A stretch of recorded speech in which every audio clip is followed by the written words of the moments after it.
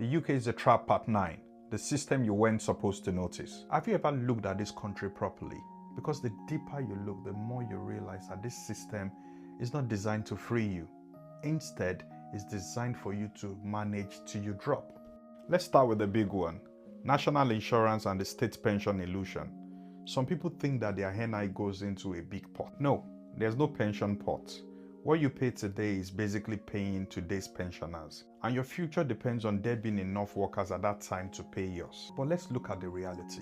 People are living longer, immigration is being restricted, and artificial intelligence is slowly replacing taxable jobs. So for everyone who wants to live here forever, I genuinely hope that there's enough people working at that time to fund your state pension, because the math is not hard enough.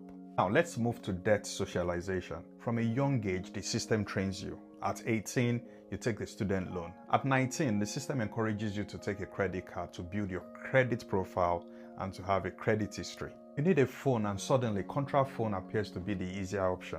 Monthly payments that appear manageable, convenient, and comfortable. Is it truly affordable, or the system has simply made debt look normal? At adulthood, the system encourages you to get on the property ladder, of course with a mortgage. If you dare step out of the cycle, if you save up cash and say you want to buy outright, the system buries you in loads of compliance for funds, anti-money laundering checks, and lots of suspicion.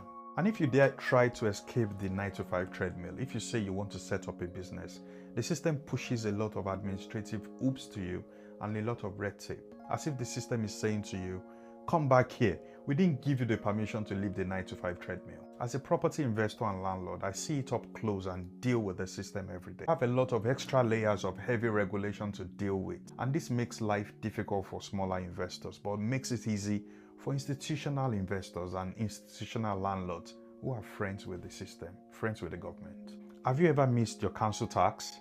You get the court summons in about 2 to 3 weeks, but when you have a tenant that has not paid rent in months and you're trying to evict the tenant, and you take the tenant to court, you can wait up to 4 to 5 months dealing with notices, court backlog and paperwork, and one little mistake from you, the tenant can stay in your property for up to 1 year without paying rent. Tell me how that is fair.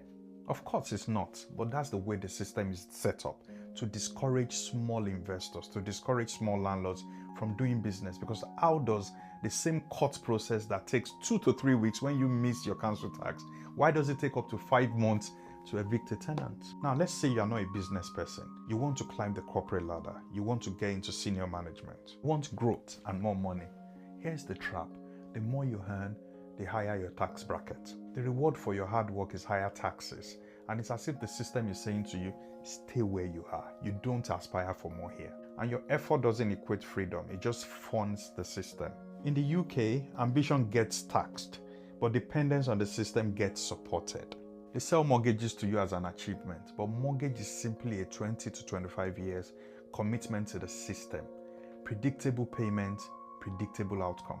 Unless you become intentional and start thinking as an investor, you are just in a cycle of unending payments. And even when you finish the payment, you are in an unending cycle of council tax payments. This is for deep thinkers. Have you ever thought that the money that was borrowed to you in form of mortgage to buy a property may not actually exist? And you are basically paying interest on borrowed money on paper. Think about it. After all the visa renewals, IHS fees, NI, taxes, debts, mortgages, and all the stress, you look good, you sound good, but are you free? Please let me say this clearly. This is not a comparison between your home country, Nigeria or wherever else you came from, and the UK. This is not about which country is better. Instead, this is a careful observation of the El Dorado people now believe in, and the systems they never question. I'll leave you with this. Real freedom does not come from passports.